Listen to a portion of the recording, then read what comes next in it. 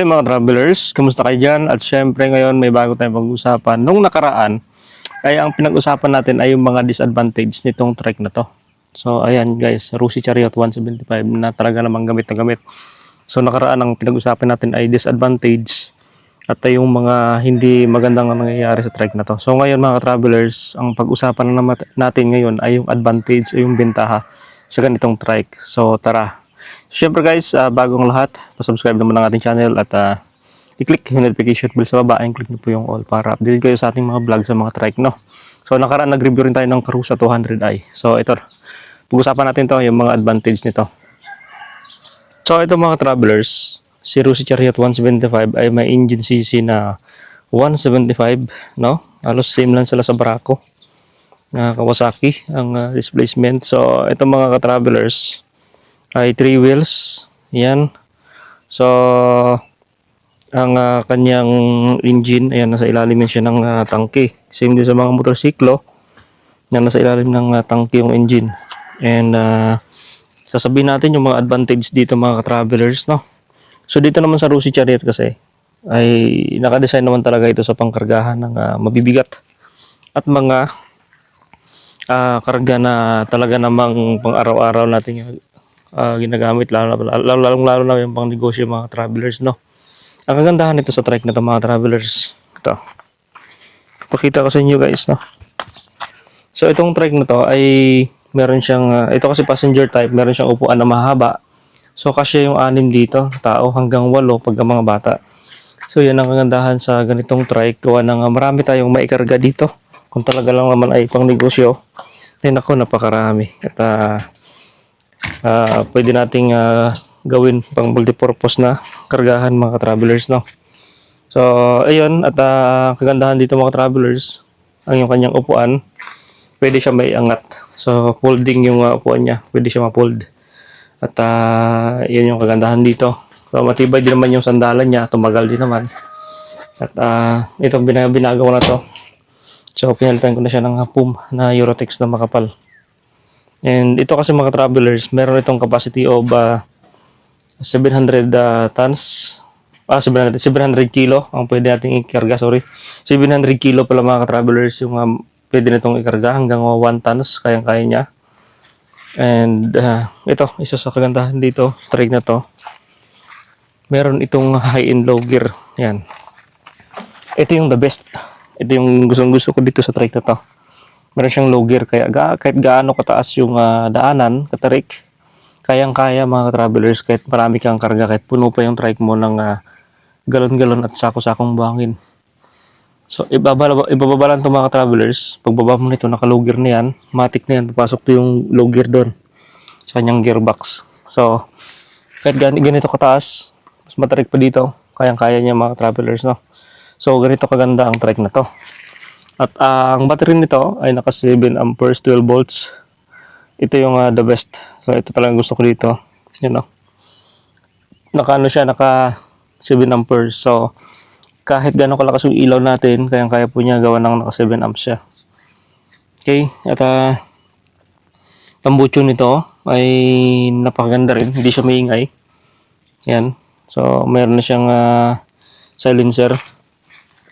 So napakatahimik niya mga travelers, no? Saka yung brake dito ay naka-brake drum. Anong tawag nito? Ito naka-tube ba tawag dito? So matibay din naman yan. Okay. At the next natin mga travelers, ang mga advantage nito sa trike ay matibay din naman yung tulda niya.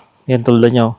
So yan kasi bago ko na yan pinagawa. Mga 5,000 po yung ginastos ko dyan sa pagpapagawa ng kanyang tulda. So ayan ang kagandahan dito sa trike na to pag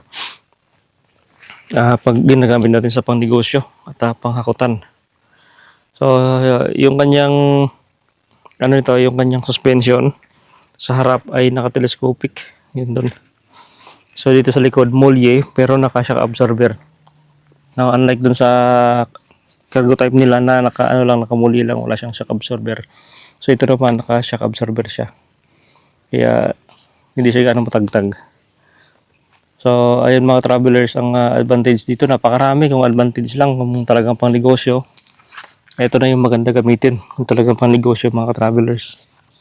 Isa sa recommendable na trike at pakargahan, no? So ang ano nito, ang registration sa unang kuha mo sa kasa ay 3 years. Yan.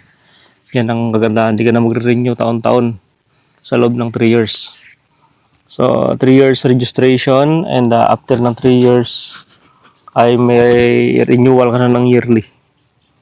So at least matagal mo siya magagamit sa 3 years na hindi ka na magabalik-balik sa LTO. So nakaraan mga ka-travelers, nagarga kami ng galon. So bali umabot ng 22 na galon kinarga namin simula dito sa baba. Simulan sa baba. So napakatarik ito. Grabe, kaya ng chariot. Hanggang dun sa taas. Yun yung unang karga namin dito na side na napakabigat at napakatarik na daanan. Then pangalawang karga namin, yung kung mapapanood nyo sa ating vlog ay yung hollow blocks. So naghakot sila ng hollow blocks simula doon sa baba sa may bubon o balon hanggang doon. So ang kinarga dito ay nasa 40 plus na hollow blocks. And ginagaan pa siya ng buhangin na 15. 25 sakos na buhangin. So grabe, napakabigat mga travelers. Halos yung gulong ko magka-flat na. Flat na yun dito. So dapang-dapa na talaga. So okay na okay pa naman mga travelers. At kayang-kaya talaga, napaka-basic lang sa kanya. Kunting piga mo lang ng gasolinador niya ay kayang-kaya niya ahulin dito. Paakyat doon. No, yan yung kagandahan dito sa trike na to. Ang maganda dito, makapal kasi yung niya, chassis niya, ayan makapal. Kapal yung pagkagawa. Tibay talaga. Kaya kahit gaano kabigat, kayang-kaya ng kanyang body. Kayang-kaya ng molly niya. Yung molly niya, bali 6 na piraso yan. Molly niya, left and right yan mga ka-travelers. So ganyan, yung katibay si chariot.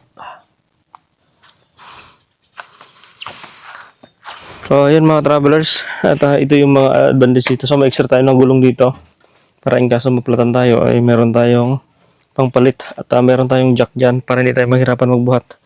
So gina-jack ko lang yan pagka kapalitan ko siya ng gulong. Okay. So ayan yung mga pinagbago dito. Laki ng pinagbago sa trike na ito mga travelers. So in-upgrade ko lang ng in-upgrade hanggang gumanda. So nagbumili ako ng mga LED light para mas mapaganda ko pa at mapalakas yung blinking ng ating mga ilaw. Yan. So yun yung ilalim nyo. Mga travelers, ilalim. Napakatibay ng pagkagawa. Meron siyang molye na makapal. O, hindi naman siya matagtag. Gawa lang sa body pa lang niya ay mabigat na. Molye, naka-shock absorber na pang Rosco. Okay mga travelers, so yun ang advantage dito. Talaga naman kung pang negosyo yung gusto nyo, ito na yung gamitin nyo. Matipid siya sa gas at makargahan nyo pa ng mabibigat na pangarga. So isa to sa the best na kunin o gamitin pang negosyo mga travelers. And syempre hanggang dito na lang yung ating vlog sa araw na ito, and thank you guys for watching. So tara, samahan nyo ko at iakyat natin to dun sa taas. So matarik yung aming lugar dito, daanan. Kayang-kaya naman ni chariot yan, paakyat. Okay guys, so akyat tayo doon. At susi ko pala.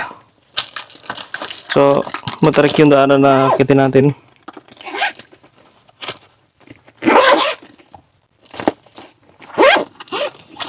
Yun. So Rosie chariot ang ginamit natin ngayon para makargahan natin ng marami. Okay. Subukan natin kung ito wala tayong karga, kaya basic to sa akwal. Uy, basic to sa kanya.